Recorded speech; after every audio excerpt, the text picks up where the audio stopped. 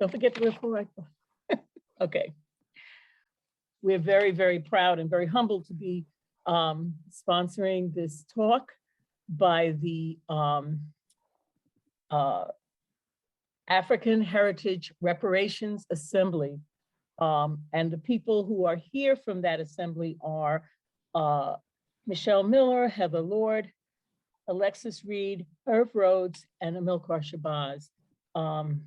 We might see Yvonne later, depending on how her schedule runs, but we're really happy that just about all of you are here. That's wonderful. And thank you all for coming. I'm going to do a commercial before we start. At the end of this, we ask everybody to please fill out. Don't just go off the Zoom. I know you'll be ready, but look at the thing at the end is a bulletin, is a questionnaire, and we just fill it out real quick and then go. We'd appreciate that. It gives us feedback and it gives the group that is presenting feedback. This organization was put together and to look at the possibilities of what can be in Amherst in terms of reparations. I'm going to let them present themselves and tell you a little bit, whatever they'd like to tell you, whether it's why they're on the board or what something about them, or many of them have been in Amherst, many of them for quite a while and some for not as long, and all of them are interested in giving justice and doing it in a peaceful and wonderful way. So I'm going to start by calling out Michelle. Should I start with you? Michelle Miller? Sure, and you take it from there. Okay, I'll take it. That's great. Thank you, Andrea. And thank you so much for inviting us to be here, and what a wonderful turnout. And Andrea and I have been planning this for the past month or so, and excited for this day to be here. So thank you for giving us the opportunity to share what we're doing in the Amherst community, and for being interested and supportive of the work. So Dr. Shabazz, do you want to start by introducing yourself, and then we'll go to Irv and Hala, and if Alexis and Jennifer are able to introduce themselves as well, that would be great. Hello, everyone. I'm Amilcar Shabazz, a member of the African Heritage Reparations Assembly. Been living here in Amherst since 2007. I live in South Amherst, and happy to be with you on this in this brown bag. Thank you. Irv? Hello, everyone. My name is Irv Rhodes. I've lived in Amherst for a very long time, and I am happy to be a member of this assembly. And Hala? Hello, everyone. Welcome. Thank you for being here today. You heard my name introduced as Heather Lord. I'm also Hala Lord, and I've been in Amherst since I was an infant, with a few departures come back, and I'm grateful to be on this committee. Thank you. Alexis, are you able to speak? Yeah, hi. I'm sorry, I'm doing a little bit of multitasking still. But hi, my name is Alexis Reed. I am also on the AHRA, and my family came here in the 60s. I grew up here, went to school in Amherst, and yeah, very happy to be here. Thank you. And Jennifer, are you able to speak as our staff liaison? Good afternoon, everyone. I am the staff liaison for the AHRA. My name is Jennifer Moiston, and I'm glad to be here. And I'm also very glad to be part of, or to be the staff member of AHRA. Thanks. Great. And Yvonne Mendez is also a member of the Assembly and may or may not be able to join us today. And I'm Michelle Miller. I am also a member of the African Heritage Reparation Assembly. I'm a town councilor, and I'm very humbled and honored to be working with the Assembly members and community members involved in this work. So Andrea, I don't know if what I was planning on doing, if it's okay, and I've spoken with my colleagues, we were going to review a timeline of the reparation initiative starting back in August of 2020. I have a visual to go along with that. And then a short clip that we'd like to share. And then we really wanted to give an opportunity for folks to ask questions and really have more of a dialogue. Does that work? Sounds wonderful. Okay, excellent. And so I'm just going to share screen, which will take me a second here.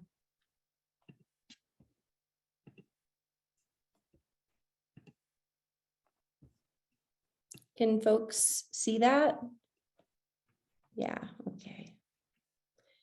Let me see if there's a way to get this into. Oops. Sorry, just give me 1 second here.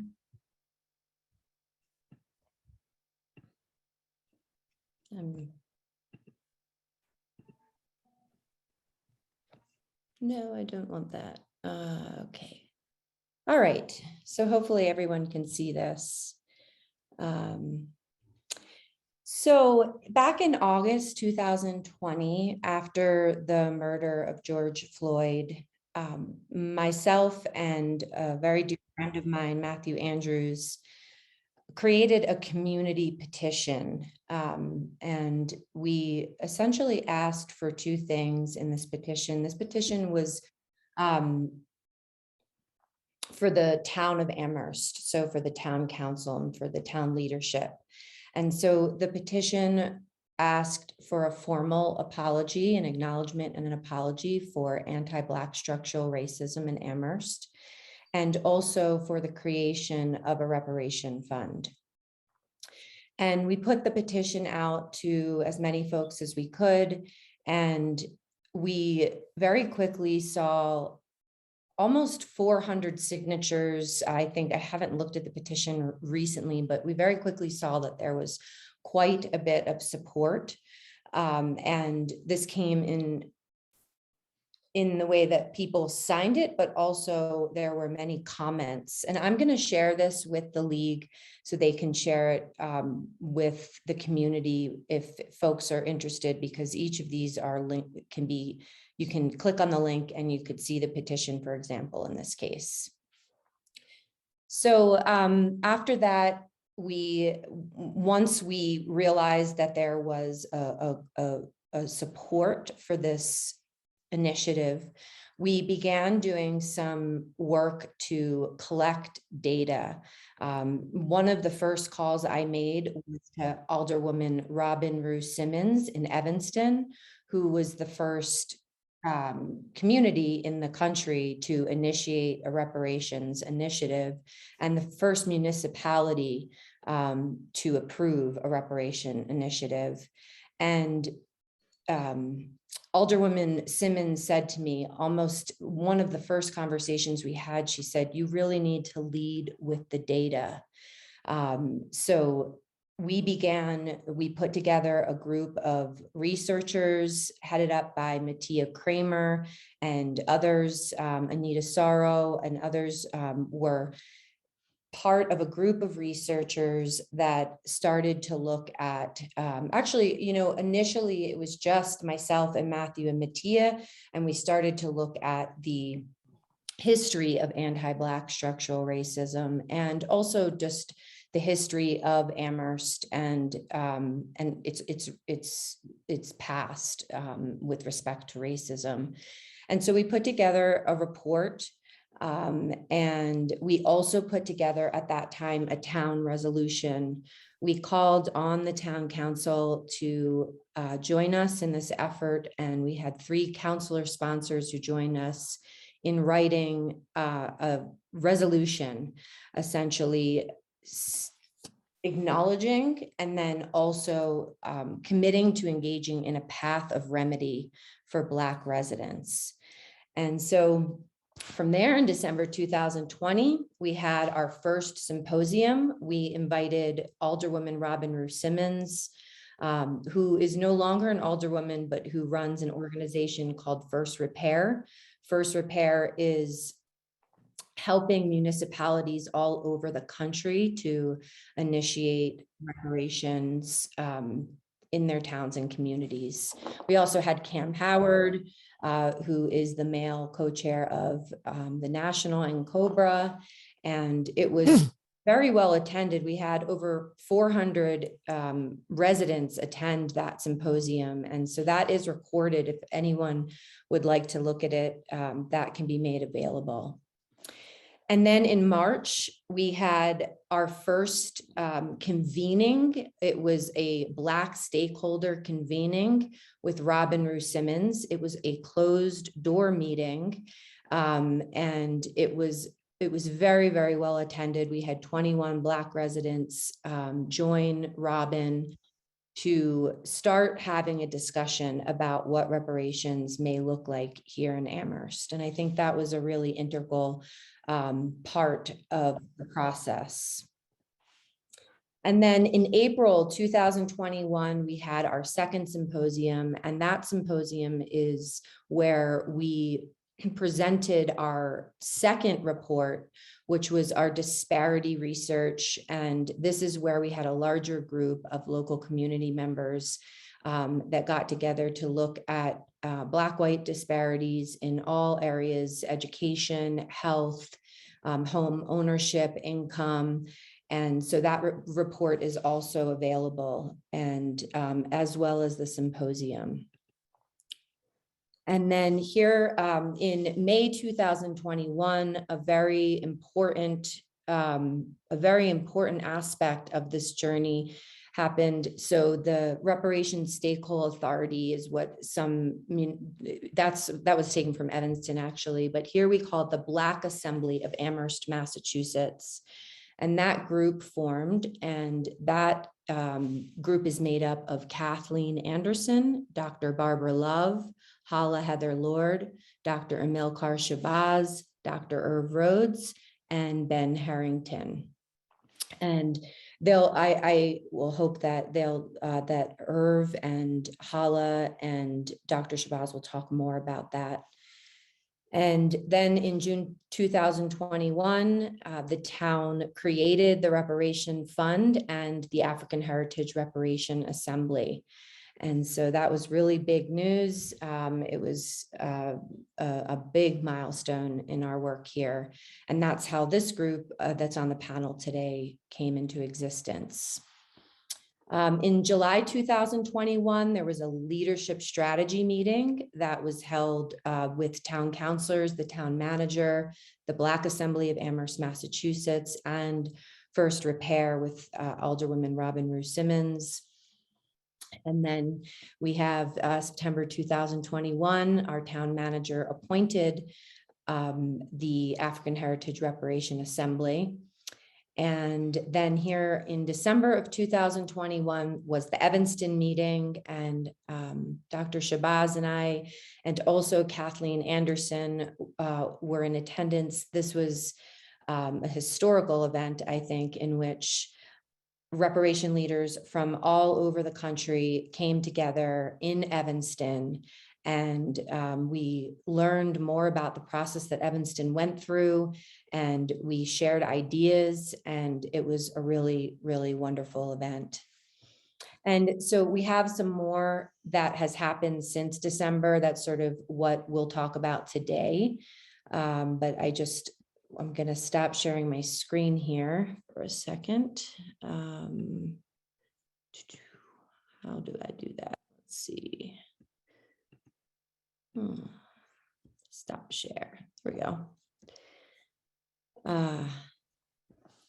So just wanting to pause here and see if there are any comments or questions, either from the audience or from members of the assembly.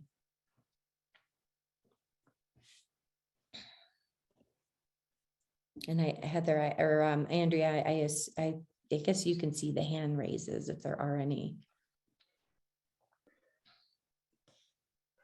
I'll ask a question just to, if that's okay.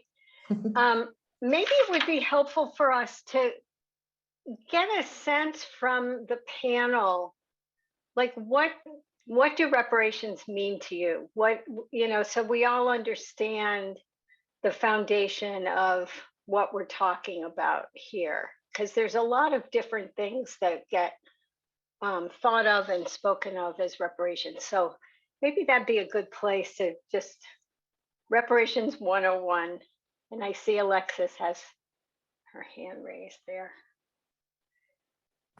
Okay, I just wanted to raise my hand to say that I can definitely speak to this, but I don't need to be the first person to speak to this.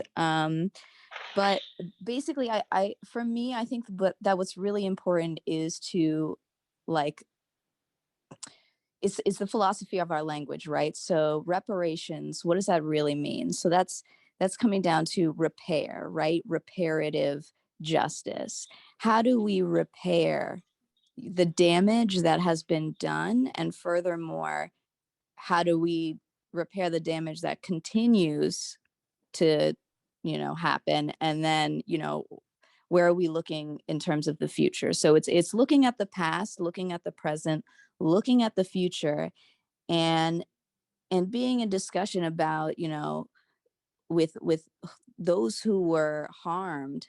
How do we repair this? How do we, in all the different facets of life that you were oppressed, how do we change this? And it's really like, it's, I think that a lot of people, it's easy to say like, oh, it's a handout, or oh, it's a check, or oh, it's something like that. I mean, yes, monetary assistance of course can help, but it's much deeper than that. It goes down to education, it goes down to healthcare, it goes down to all these different aspects, housing, etc. So it's a very holistic view, in response to the trauma. So I'll leave it at that. I see that Hala also has. Hala? Yeah, Hala. Thank you. Alexis, I couldn't have said it better. And I'm really glad you brought that up. It's similar to when someone is convicted for murdering, like the men who murdered Ahmaud Arbery. Justice can never happen. Justice would be him being alive, but accountability. So reparations and true repair is never going to be complete because we can't undo what we've done, but we can work towards healing and definitely fixing it for the future, because we're still doing it. It's still being done, and we need to stop it so that we don't cause so that's the reparations can be for the future generations when we've stopped the oppressive practices. So thank you.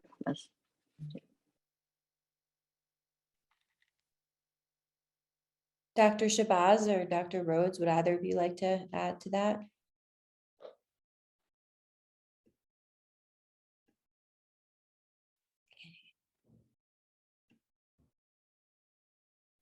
Yes. I'm sorry. Thank you, Hala, for saying that.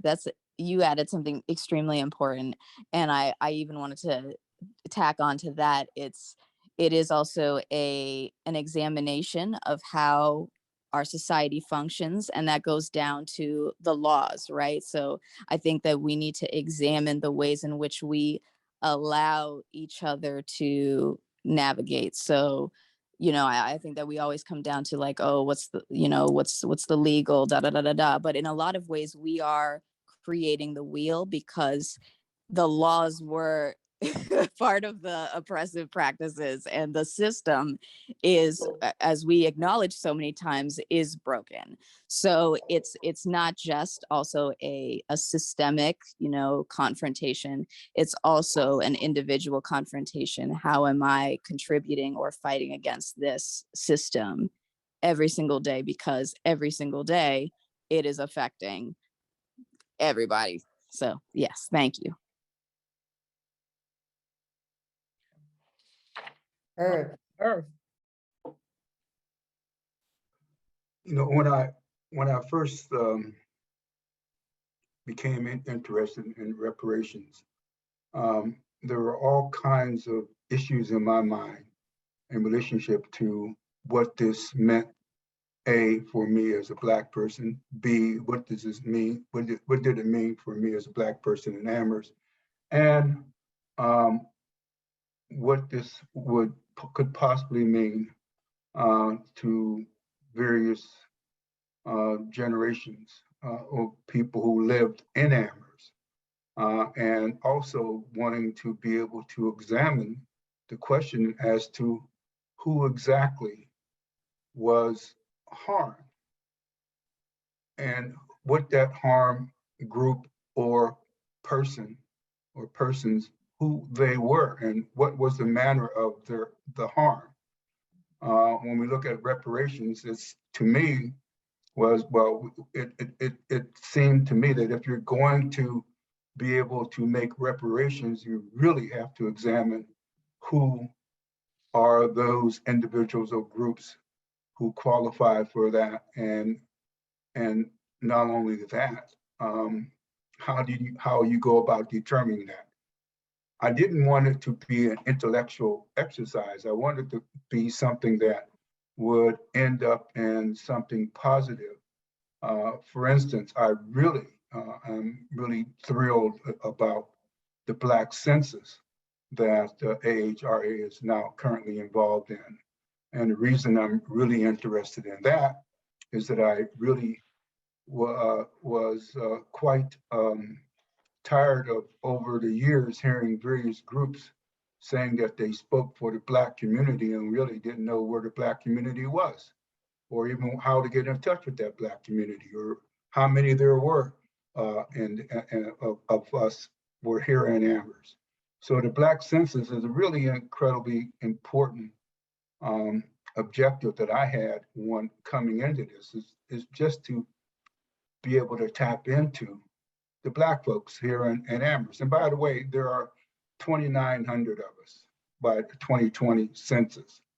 And also ASH, one of the things that's coming out of this is that, and that will be coming out of this, is a way to filter out students from that population. I know that it was something that you were very interested in.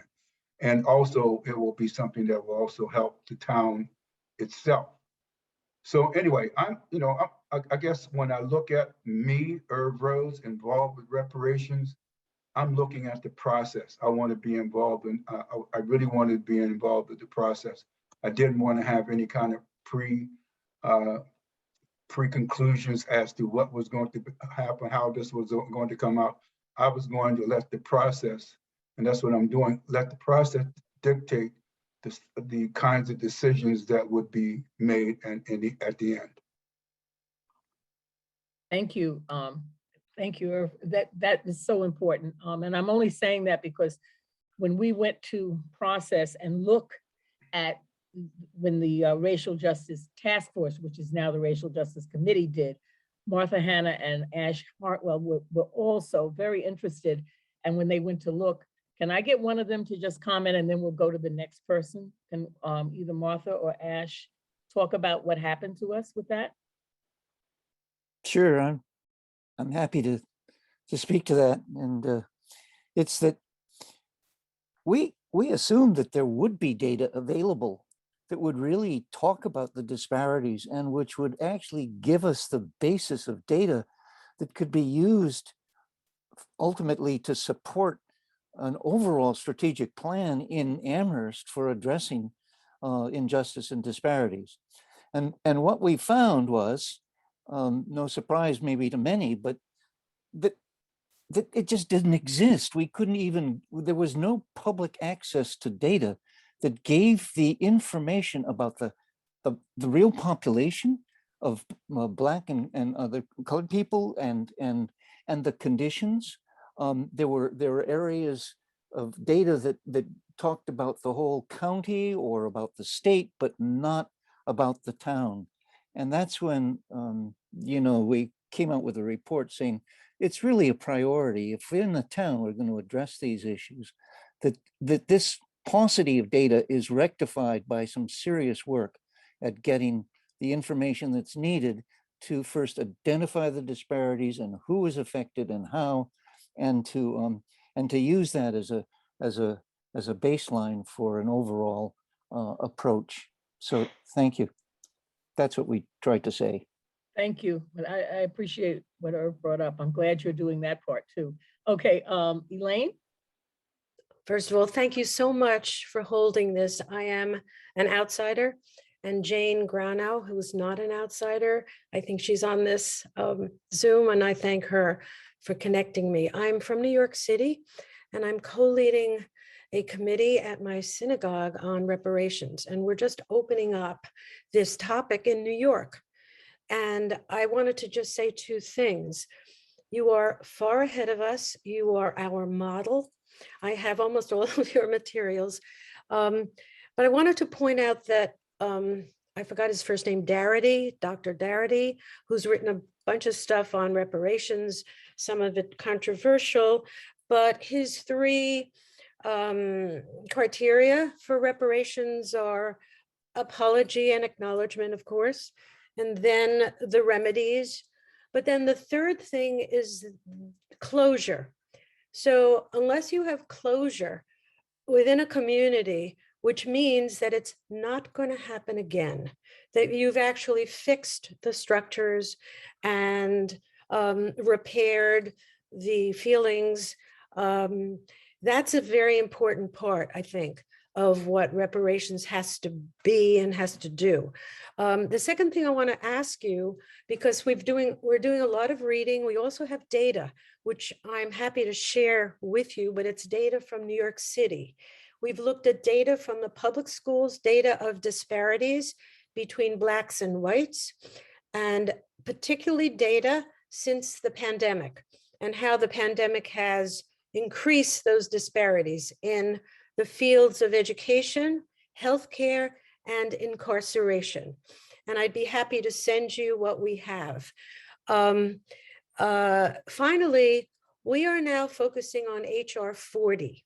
And I just wonder what this group, how you feel about it, how important is it? It's it's going to be a very long road ahead, but there are some who believe that reparations has to be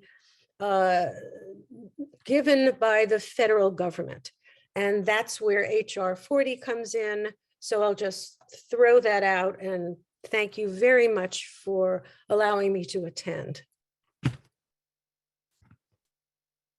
Dr. Shabazz, would you be willing to speak to our involvement in HR 40 as a town and your involvement? And Thank you. So we concur that as far as true reparations as a form of working to close the wealth gap as one major area of harm, that federal legislation is the key. And we have, as a town, expressed support for the current pending legislation. The entire House delegation from Massachusetts are co-sponsors of HR 40, and both of our US senators are co-sponsors of the related bill in the Senate, sponsored by Cory Booker, Senate Bill 40. So as far as a state and as a town, we are 100% behind moving forward the legislation. Dr. Darity, William Darity Jr., or Sandy Darity as we know him, is very concerned with what he refers to as piecemeal efforts, and how piecemeal efforts can derail progress toward that federal legislation. We respectfully disagree. We believe that the efforts that we are doing here in Amherst, efforts that we are doing at various universities and institutions, help to create the framework and the milieu by which we can get federal legislation to be passed. But again, reasonable minds can differ. And if there are, and so we continue to dialogue on those differences with Dr. Darity and others. However, this is where our work is at. Okay, thank you so much, because we are in the process of getting Dr. Darity and his wife to come, Kristen, to come and do a brown bag for us, but we haven't really coordinated it. But we thought we would start with our local, because that's the most important to most of us here. And we appreciate what you said, because I'm on a similar page to you also about that. Michelle, can you, is there anybody else that, any other aspect that one of you who are part of the committee have found? Let's say, has there been resistance by some people for the entire project or for the assembly itself? And I don't mean nasty or, people who are just crazy. I'm talking about normal people who are saying why, or, asking those questions. So is that happening? That's a great question. And before I answer that, I really want to thank the League of Women Voters for the report that was put together before the reparations group put a report together.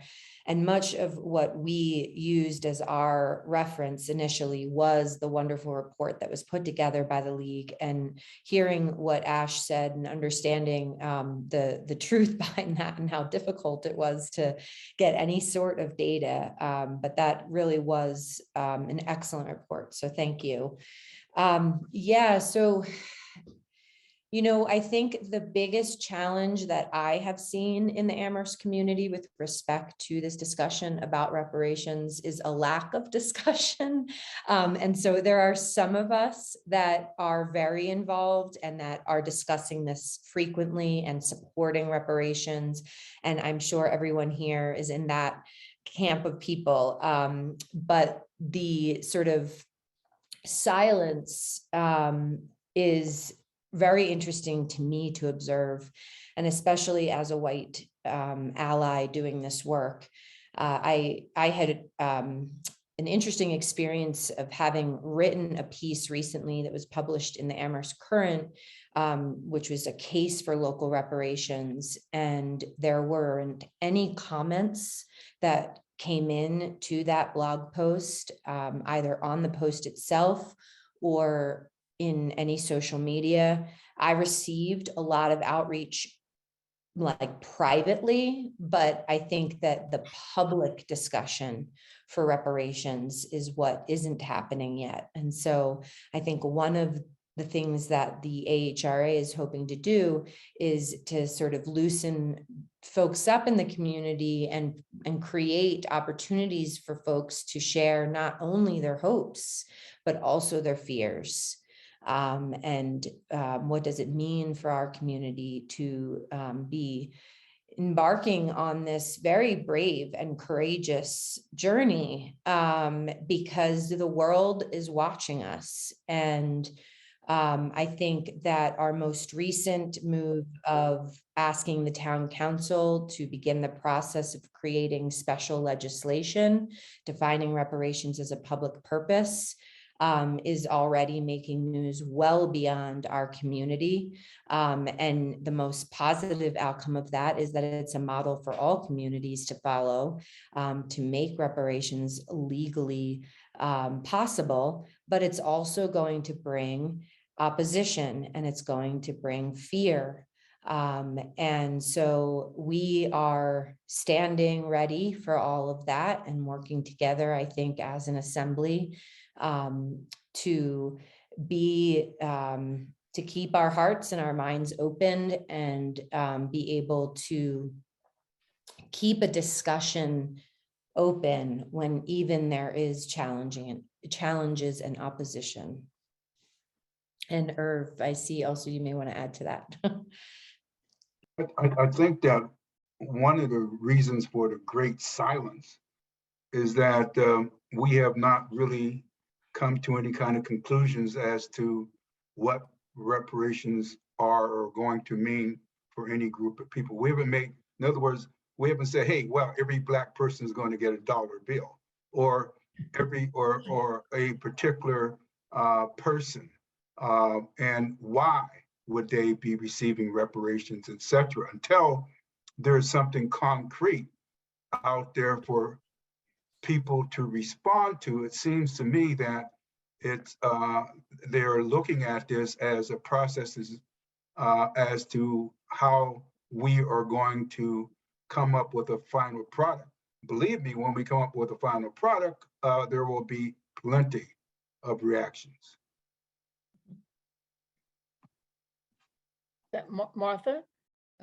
Yeah, Irv, you just kind of hit on what I was thinking and was going to say, in the sense that, you know, I think some of the lack of response and so on is because people are confused as to what does reparations mean? Does it mean giving money? Does it mean trying to bring about other aspects of change in our community and so on? And I really thank Elaine for bringing up those 3 points of you know, acknowledgement, remedy, and closure. And I think that the closure is something that hasn't really been emphasized or discussed that much, that I can tell. And I think it's going to be very important.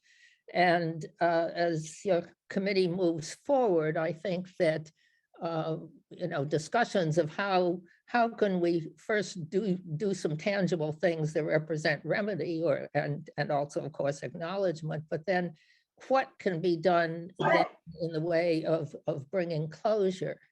But at the moment, when I try to talk to people about reparations, I just generally get confusion of nobody knowing what it really means.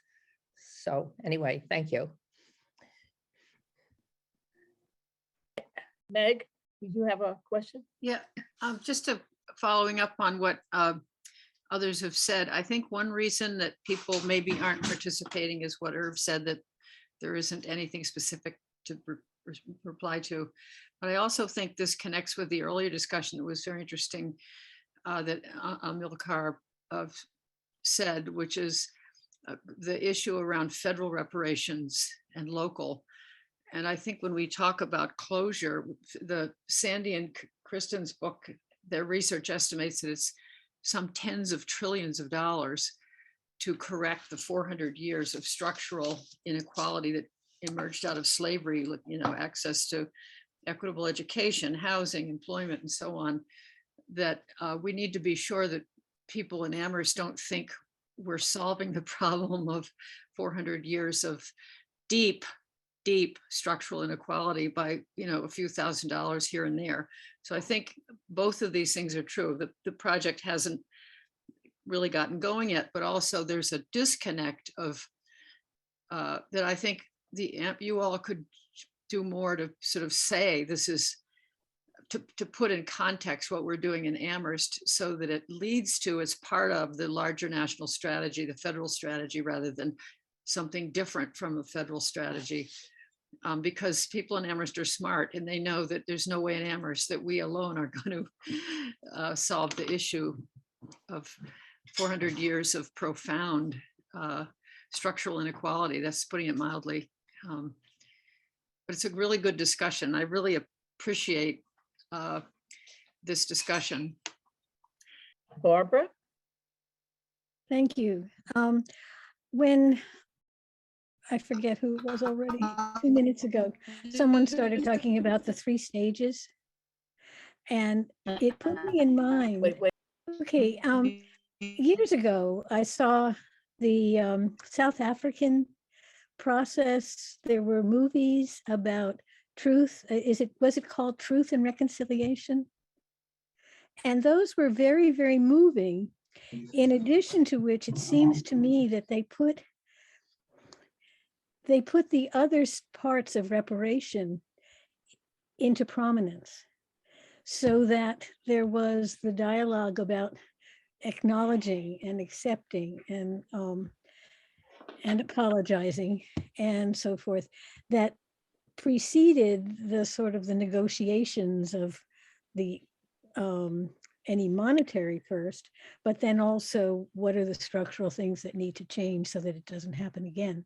But I'm feeling, as a person who has been not really close to the discussion of reparations at all, that the person today who put it together with the Association for the Truth and Reconciliation, it might be useful to at least help people find those again and see what the process, what a process like that could be. I don't know. It may be that it's so completely irrelevant that it wouldn't be useful, but it's what I think of in terms of us needing a process to come, us white people, to come to confront what it is that there has happened and what our role of it in it is too.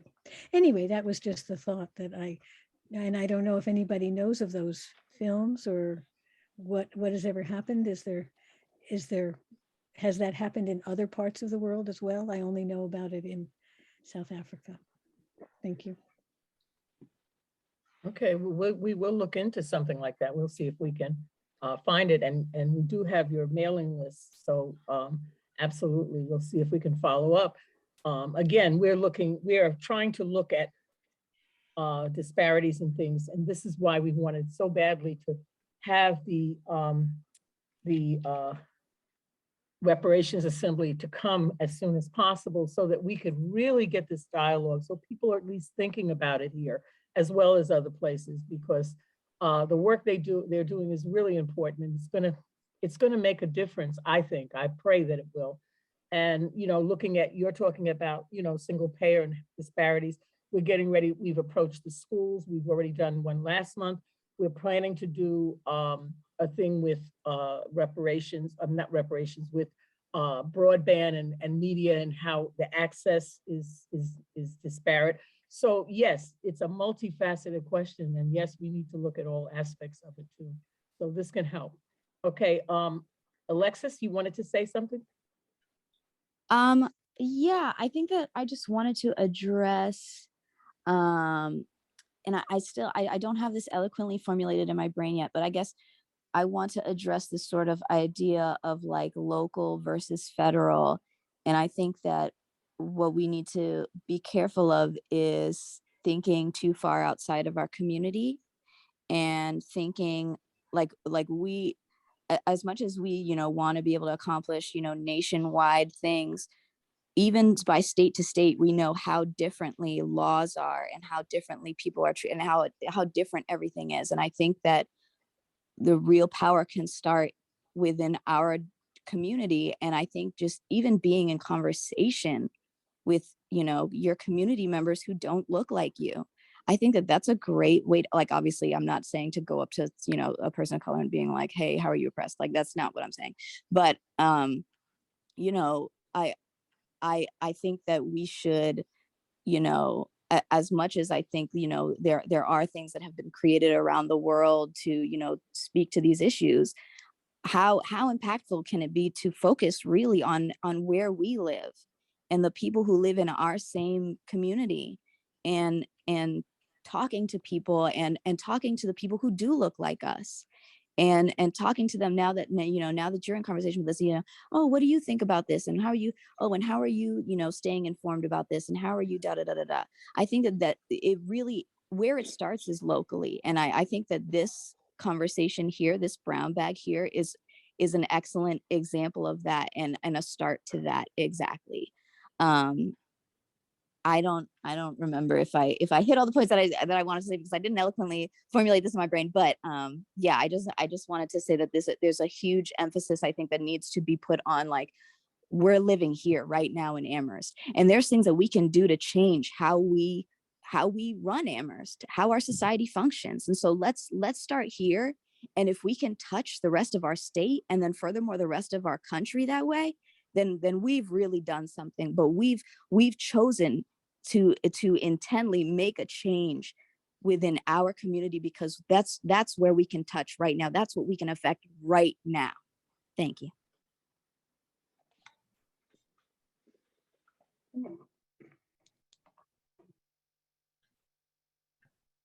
Is anybody else? Because I'm just making sure. I have another question if no one else. Oh, there's Cynthia. Go ahead. Okay. I'm very interested to know, because you all have done so much research. What are some of our options? What are some of our things that you're looking at and you've read about?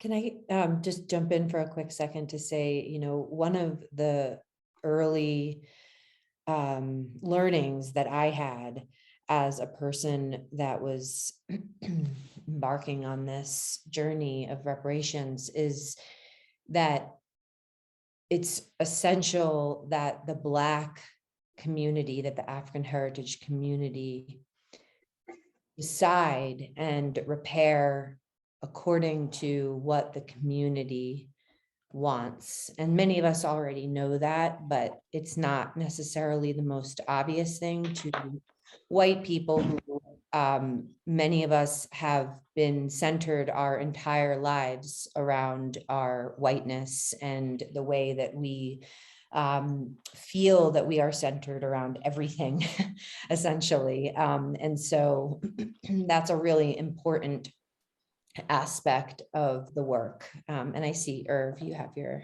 hand up.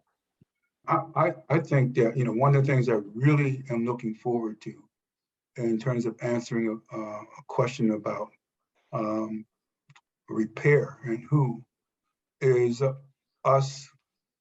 By us, I mean the African Heritage Assembly, tapping into and surveying via the Black census, the Black population, to get an idea about what they think about reparations and what they think would be appropriate reparations, if that at all. And I think that once we've done that, we can legitimately say that this is something that the Black community wants or doesn't want, etc. And anything that we say outside of that is representative of the opinions of those who are speaking them, but not necessarily that of the Black community. So I'm really looking forward to doing a survey of the Black community once we have completed the Black census. Okay, we have another hand up. Eric? Yes, my name is Eric Kaira. I am an outsider. I'm in St. Louis, Missouri. I'm just wondering out loud if part of the wants and the local focus are really tied to the intentionality of truth telling, because I'm wondering if there is an extensive truth telling effort that may ultimately shake out the harms and therefore clarity for all communities involved on what those remedies might look like, whether spiritual, reparative, in the sense of monetary, and also in terms of policy, policy and education. But it's been my experience that pursuing truth telling is how we can have that intentionality of our location, of our community. If we tell the story of our community, then it may be easier to get our arms around what the remedies would look like in terms of process and policy. That's all I have. Thank you. Thank you. A person on the chat asked a question, and I thought it was a very interesting question. Let me get my glasses so I can read it again. Truth-telling displays the harm for whites who are not aware from a different culture. It changes attitudes and fosters larger, stronger reparations rather than stonewalling. It's a very good point made. Someone else had written about talking to the young Black community members who don't feel comfortable coming back to live in Amherst to understand their experiences. In other words, they're asking, are there any thoughts of asking some of the younger people to come back and talk about their experiences? I'm just putting that out. I don't know how many of you are like me who read the chat, because people often say things in a chat that they don't necessarily want to say out loud. But some of these are really good points of reaching out, which of course, we're always interested in the League. We're always interested in the youth and what they have to say, because they put things so beautifully sometimes that just, you wonder what time this is around the sun for them.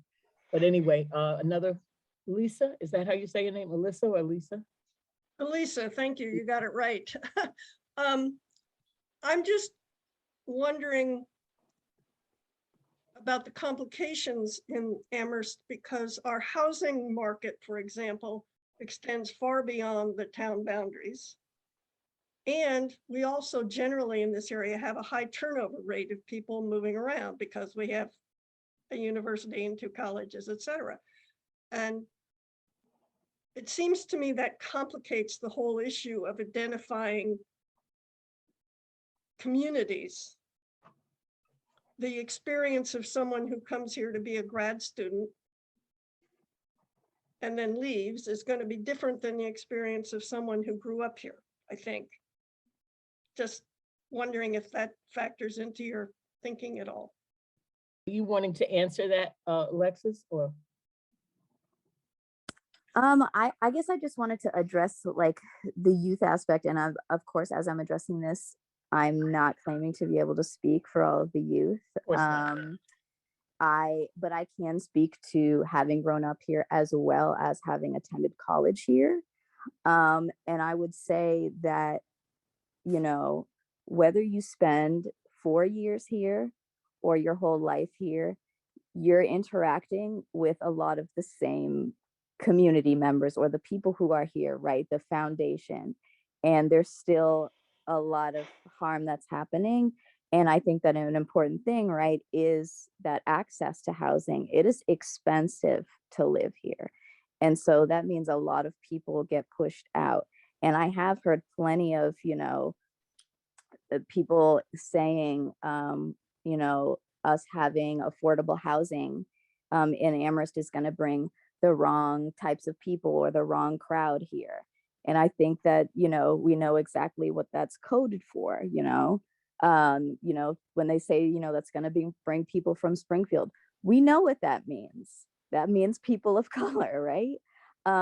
So I think that I think that there's, and you know, we don't just have to talk about UMass, you know, we can talk about the town as a whole, and students here have to, you know, they have to interact with the, you know, either Cayman's real estate or whoever they're getting their apartment from if they're not living on campus. So I think that there's a lot of, even if people's time here is short, there's a lot of ways in which like the anti-Blackness seeps in, and the, you know, the ways in which people are affected in all of the aspects of their lives. So I don't know if I addressed that very well or completely, but I think that we are definitely thinking about in terms of like who's here permanently and who's not, but also there is the harm of just attending college in our town, which, like, you know, it wasn't too long ago that we changed Amherst, or that Amherst College's mascot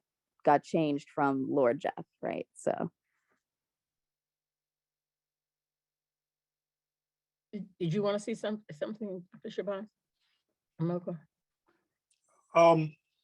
Yeah, I don't know that the questions of the student population versus the year-round resident or more long-term is, you know, what all the issues may be to that. I think, as Dr. Rhodes said earlier, part of our efforts to really look at the 2020 census data and look at other data sources that we can find to try and distinguish and identify the more long-term Black resident population, and to really, you know, drill down deeply with that group to survey what are the needs is part of our work going forward. But certainly I'd imagine there are harms and there are needs that overlap, even for those that are here for just 4 or 6 years, as Alexis is saying, versus those who are living here for a longer term. It's also about how do you interest people who do come here for 2, 3, 4, 5, 6 years as an undergrad or grad student to think about staying in this community. We say that about the larger population of students. How do we make the town attractive to want to stay here, to not want to trash this place at Blarney kinds of events, because they love the place, they feel connected to the place. So I think that ought to be the case for persons of African descent as well. How do we make them want to stay here? So if we address those things of the long-term resident African heritage resident population, then we address issues of the students and hopefully make things better to keep some of them to want to live here. Thank you. Bonnie? Thank you all for being here. This has been a great program. I'm interested in the harms report that we've been talking about because I understand there's also a statewide harms report that's going to be drafted. And I wonder if somebody knows about the statewide report and if there's an effort to coordinate our local one with the state one. We'll certainly benefit from the state work. Representative Bud Williams in Springfield was had a bill a little while back that was being mentioned in the press as like a reparations bill. It really was a bill designed to incentivize state agencies to begin to really disaggregate and to focus on disaggregate the data and to really focus on how racial inequities, racial disparities are being manifested in the state.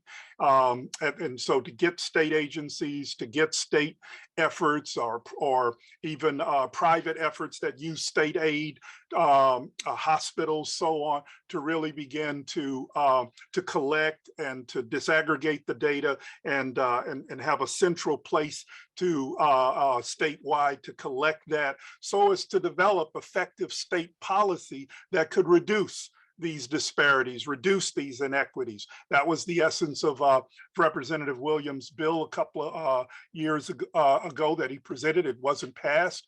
Now those efforts and a lot of that thinking, there is a commission around it at the statewide level, and there are talk, as you say, about a harm report. And in essence, it's the same things. How do we direct and incentivize state agencies, hospitals, other places, courthouses, so forth, where where harms could be tracked, how to get them to capture the data, to share the data, so that lawmakers, policymakers can really see and have data-driven materials to know how to fashion policies that can do that. So as that is done at the statewide level, so we can begin to look at these issues, pull from that to help us identify issues here in Amherst, above and beyond our own local efforts to try and track that.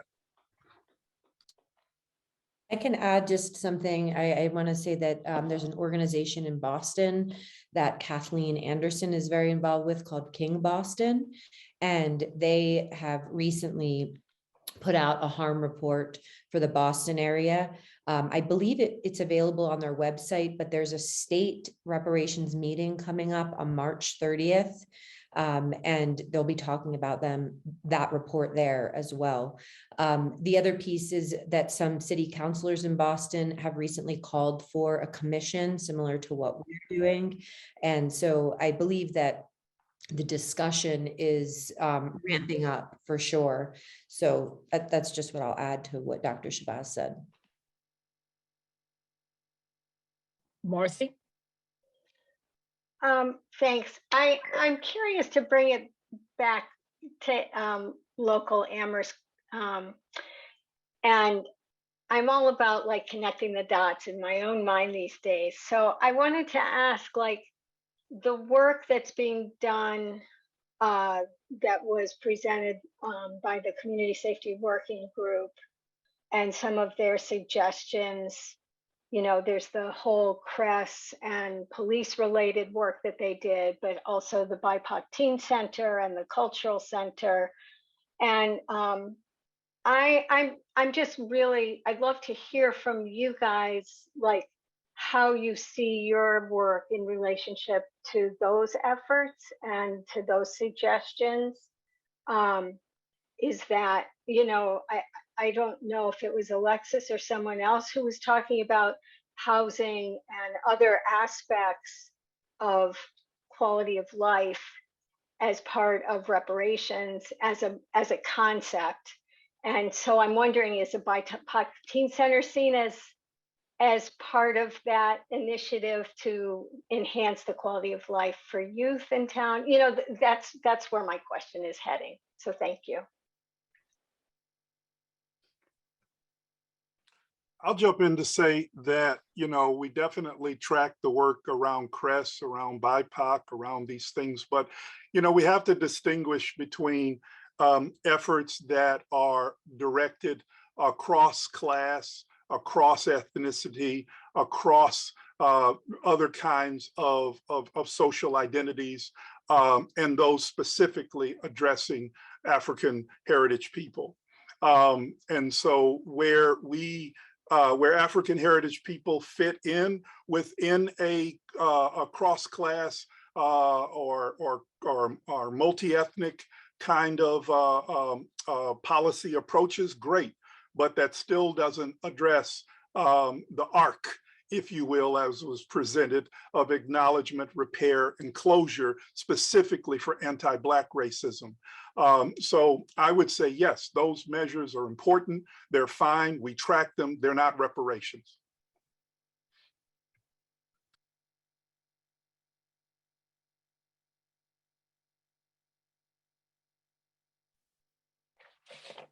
All right. So what I'm trying to understand, you were saying there's not reparations, talking about something like the BIPOC community center and things like that, that wouldn't be something that you would be emphasizing. That would maybe be a result as a result of after your work is being done, that may be joined in, or is that just too much for you all to be doing along with everything else? When you say too much, I'm trying to understand. Well, not too much, but I'm saying, in other words, questions like the BIPOC Youth Center and you know, of course, the CRESS program and all those kinds of things. It's not directly your assignment, but I would think that some of that would have an impact on your work or looking at some of the aspects. I'm not sure. I'm just. I'll yield to others to add in too. I think some of it deals with Amherst moving forward, moving in a good direction, but it doesn't impinge on our work. We're tasked with developing a municipal reparative justice plan, a municipal plan for how to address anti-Black racism, to mitigate it, to reduce it, to move toward closure, you know, to address those harms and move toward closure of this long era going back to the founding of Amherst. We have an advertisement in the paper for an African man named Pump who took off from Reverend Parsons. You know, so the same year, just about the same year that Amherst breaks away from Hadley and becomes a town, we have evidence of Black people having to run for their lives because of white racism. Okay. So from that arc, from that very moment of the founding of the town to now, we have an arc of oppression that we're trying to bend toward closure. Okay, bend the moral arc of the universe toward justice and bend the arc of the history of Amherst toward closing out this era of anti-Black racism. So that's a specific task in my mind. All the other kind of BIPOC and ethnic, multi-ethnic and multi-class and LGBTQI and all these other wonderful things that Amherst pronounces and may work on, that's all great. But if we're tasked with, but we're charged with producing a plan around this specific arc that we're trying to close out. And lead us to a more to a repaired and just Amherst. So I think our work is really laser focused on that. God bless the CRESS. God bless BIPOC efforts. God bless Jones Library finding a space for the Civil War tablets. God bless, you know, all these the repair of West Cemetery and the CPAC money that's going to repair West Cemetery, inclusive of the Black part of West Cemetery where African heritage people are buried, and repairing some tombstones and putting up some things that help to share that history, that historical, the piece about our historical community there. All of that's great. All of that's great and does impinge on some of our work and maybe take some of our work off the table. But our work has to be laser focused on the arc of anti-Black racism and closing that out. If I may just add one thing to what Dr. Shabazz is saying. One of the recommendations that we have spoken in the assembly about is Dr. Barbara Love worked with the Community Safety Working Group around a community-wide healing process. And so, for example, that may be one of the Community Safety Working Group recommendations where we, in partnership with the new Community Safety and Social Justice Committee, will be able to work together, and it will still sort of fit into the purview of our work. Oh, but that was really helpful. Thank you, Dr. Shabazz. Thank you, Michelle.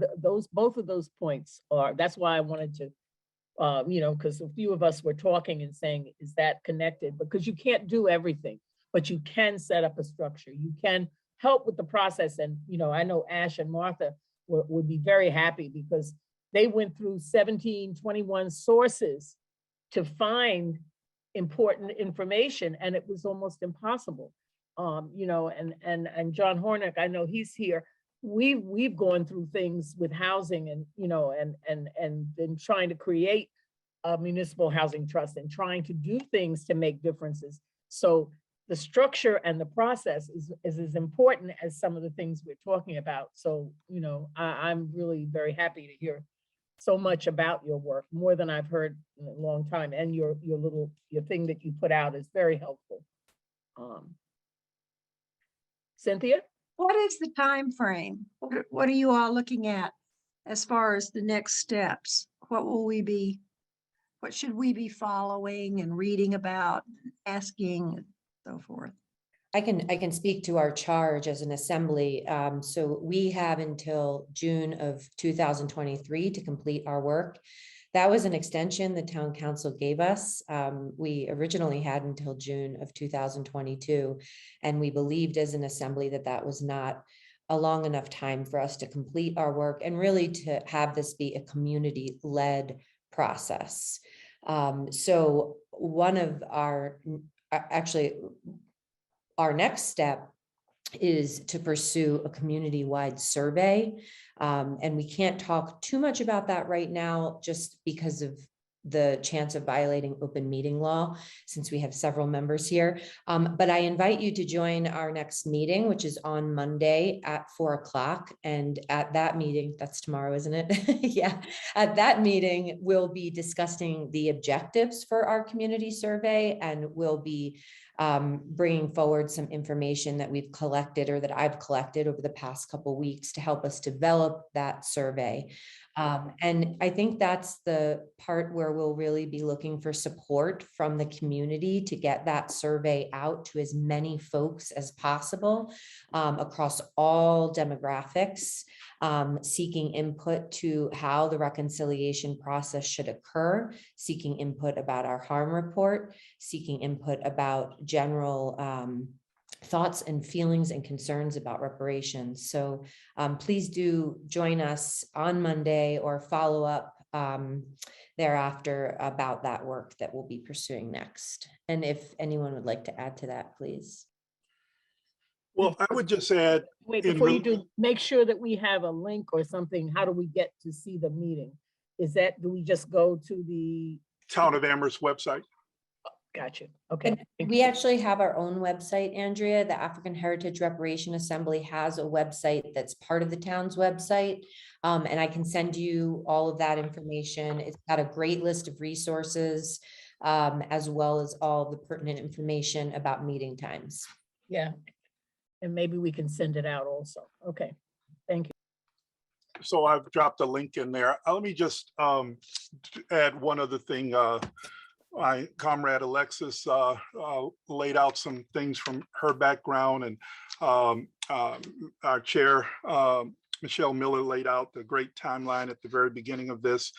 Just and Herb spoke to, or Dr. Rhodes spoke to some personal background to things. For myself, the journey of reparation began for me in 1980 when I first heard the call of Queen Mother Audley Moore, who is often regarded as kind of the our Queen Mother of the reparations movement in the United States. From there, that was in New Orleans, went on to learn from others in New Orleans, like Sister Dara Abubakari. And in 1981, in New Orleans, I took my oath of becoming a conscious citizen of the Republic of New Africa.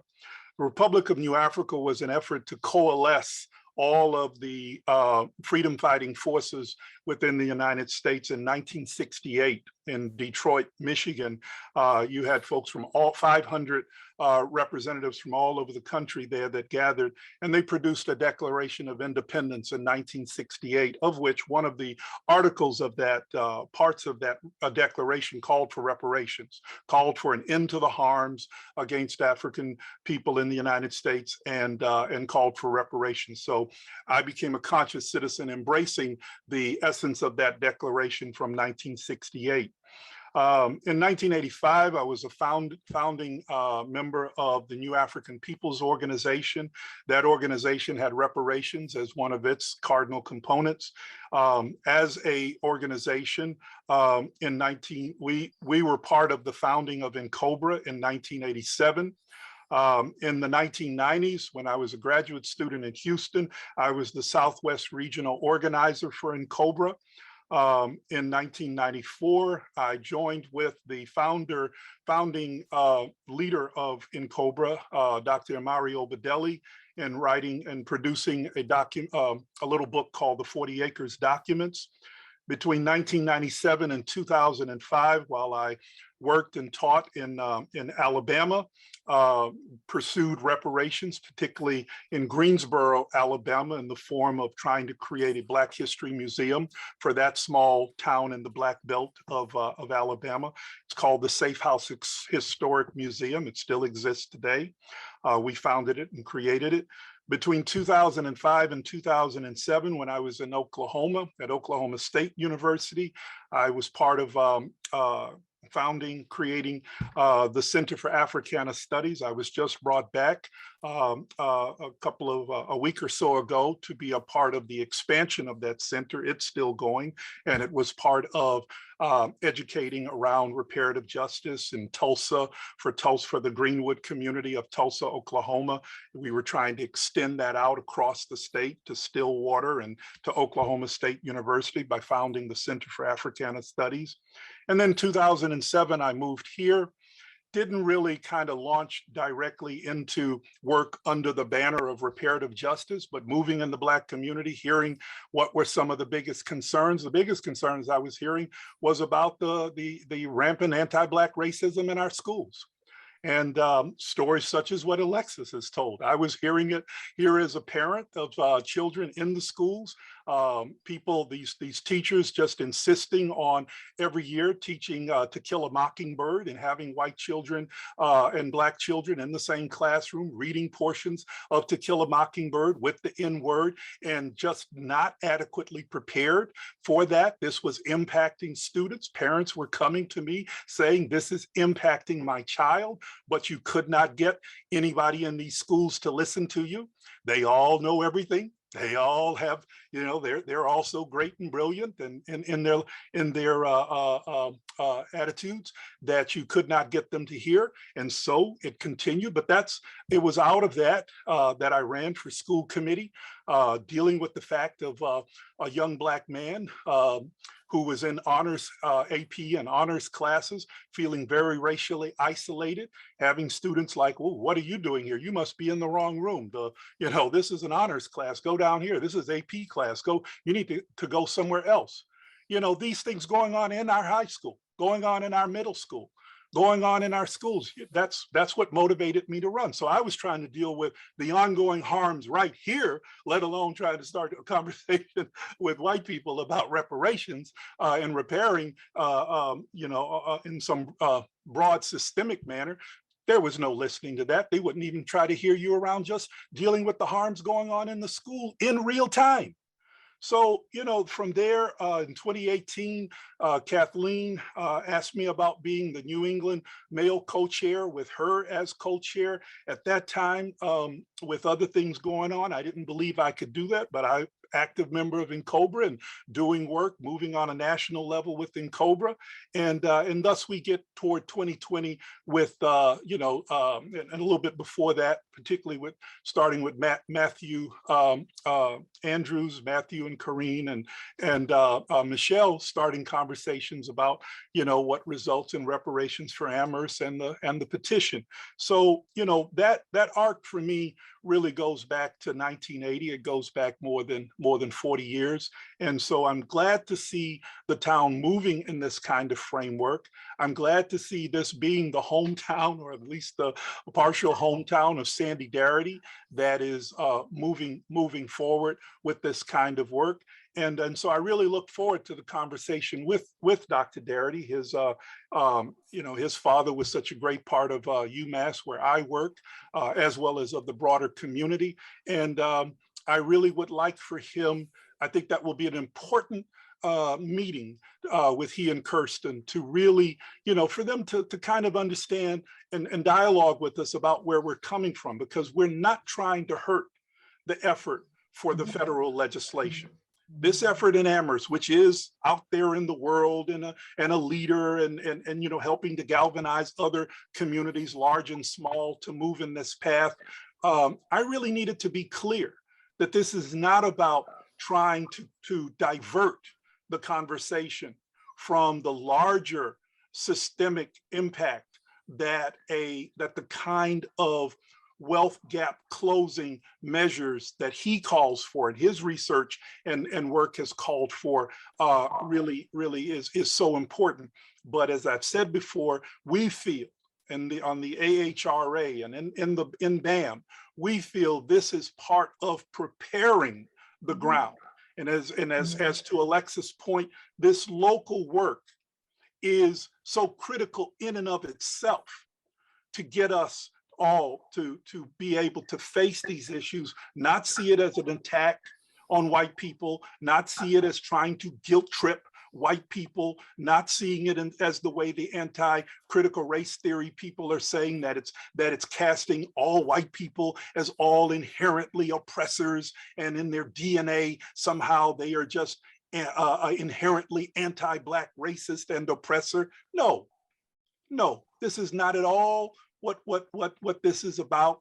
And I hope that can be felt from us on the AHRA. And if there are other questions, input, we definitely are here to listen to you. We always open with public comment at the beginning of our meetings. We often open for public comments towards the end of our meetings, very effectively run by Michelle Miller. So again, that space is open for continued dialogue, as well as through emails and just going to our Town of Amherst website to communicate with us. Thank you. Thank you so much. Really, we appreciate it. Ash, I'm sorry, I want to call on you. You've had your hand up for a while, so. Yeah, and I probably feel like I should take it down after listening to Amilcar, because my goodness, we are so blessed in this community to have Amilcar and that experience and that passion and that drive to actually make a change. And I wanted to congratulate the BAM and the African Heritage Reparations for actually focusing on the importance of the census, the survey, to actually get at the truth about what really is happening. Because I think that for the town, that there are lots of folks who are either ignorant or in denial. And that it's white folk created these structures, and they have to own the consequences as well. And they have to be told those consequences, because and the better the data, the more persuasive that's going to be. So I think that that this effort of digging down and really getting at the context, the disparities, and the views will be so important in the discourse in the town that leads to those stages of truth and acknowledgement and repair. And so I'm very grateful for that. And I think anything we can do, to support that, I want to step out and do it, because we need to work together ultimately as a unity in the town to take responsibility and take action together. So that unity is so important in moving forward, and right now we could use a lot of it. Yeah. Thank you. Okay, thank you so much. Michelle or anybody that's part of it. I know Irv had to leave. He had another appointment, but Lexus, Michelle, somebody want to do a closing something or let us know. You're showing me. Alexis, would you like to do the closing? Oh wow. I feel so honored.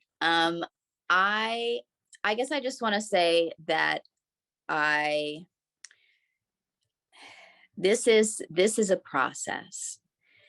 No one said it was going to be an easy one. And we also can't expect to get everything right. I, as an African American, am constantly having to unlearn anti-Blackness that we have just come up with, right? That have been ingrained in us. And so, I don't think that, I feel like saying something, like, oh, I'm not racist, like how can we not be, right? So I think that there's a little bit of like a grounding and an acceptance of like, I have been affected by this. All of us have been touched by white supremacy. And so, it's that acknowledgement of ourselves, it's not just an acknowledgement of, oh, my town is super racist. And, I can't do anything about, or like, what can I do about these racist people, other than it really starts with us and learning our own biases and confronting, what were we taught and why were we taught those things? And why did people, and to whose benefit, and am I benefiting? Which is like, yes, even I am, as I'm able to pass, I'm ambiguous. And so I have privileges. And so all of this to say, this is a process. We're going to make mistakes. It's going to be important that with setbacks that we just keep looking forward and we keep moving forward, and we're just going to work through this. And it is a collective effort. We're going to have to, work together as a community, as the residents of Amherst. And I think that this can move us towards a happier and a more close-knit community that people feel safe in and want to live in. And so I thank you for showing up here. This is a great, if it's not your first step, this is, this is great. This is part of the work. And so I encourage you to keep it up. And yeah, that if anybody, I guess, I'm welcome to have, I'm open to having dialogues with people. I love talking about race. So if anybody wants to talk about that, as well as its intersections with being, a Black LGBTQ person, or being a Black disabled person, or being a Black, whatever, a Black Jewish person, a Black Muslim person. So I love to have these sort of conversations. So I'm welcome to having conversations with people. And I'll leave it at that before I say anything else, because I'm just talking too much. Thank you. Thank you so much. We thank you. We thank Irv in absentia. Also, Michelle, thank you for helping me do this, put this together. Amilcar, thank you for that dissertation, which I always love to hear you talk about it, because it's important and it's what makes who you are.